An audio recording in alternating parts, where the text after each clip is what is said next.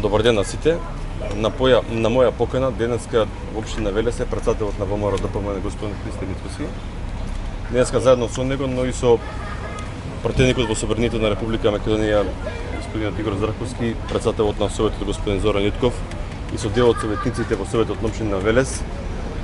Сакаме да информираме велешката јавност за неколку работи што се случуваат и допро ќе се случуваат во наредниот период, а се поврзани со инфраструктура, спорт и култура.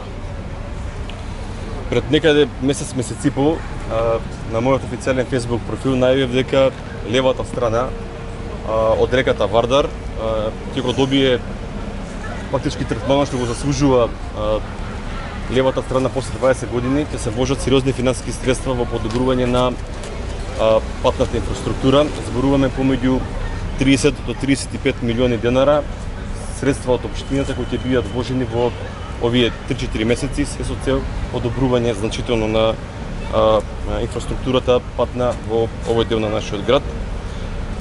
Зад мене може да видите дека веќе почнавме со реконструкција на сите улици околу пазарот. Се работи за темона реконструкција, корнење на стариот асфалт, корнење на ивичаците и тротоарите, два слоја на асфалт, се со цел овој дел на нашиот град, пошто имаме тука нов градски пазар, го имаме реконструираното училиште да добие еден урбан дел на нашиот град. Тука се офатени улиците Петра Прличков, Кресненска Востани и Натна Бутникошарова и двете мали улици кои што фактички го поврзуваат долниот дел и горниот дел на градскиот пазар. Во непосредна близина е улицата Кирора Гаржаров, кај што има интервенција во делот на бетонирање. Улицата Ѓорги Димитров, кој што е малкуцка подалеку од тука, кој што во моментов е една од најштетените улици во нашиот град, од 280 метри ќе добие бетон заради тоа што не може друг материјал да се вгради на таа улица. Денови завршуваме со бетонирање на Јордан Џурнов и тоа што го најавивме дека Костурница и Прцура ќе бидат споени со асфалт, тоа се улиците Ганчо Хаджипанзов и Орце Шутев. За овие улици веќе имаме и избрано изведувач, надзор, целата документација е спремна, воведени се во работа, економските оператори и очекуваме наредниот период да се интензивираат градежните активности. Последне времето се санираат оштетувањето на улицата Орце Мартинов, која ќе добие два слоја на асфалт, значи денови треба да почне таму асфалтирањето. Може да се забележи дека помеѓу стариот мост и саат кулата веќе едниот тротоар го нема, денеска се ставаат и вичанците, има тротоарното, има и нов асфалт.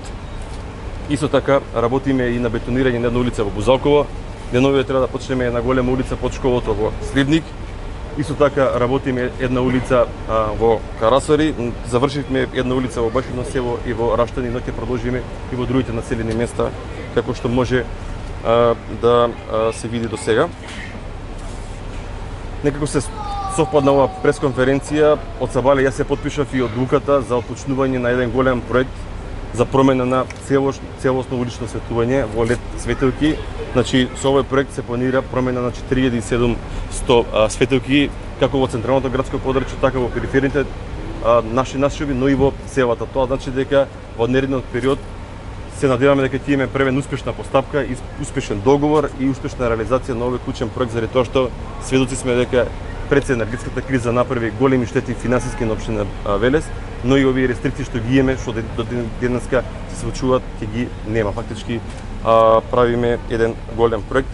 Градскиот пазар денови треба да има технички прием, веќе го имаме фактички и реалноста на овој дел на градот и се работи интензивно со финансиски средства од Европската унија на кеот на реката Вардар околу 200 метри.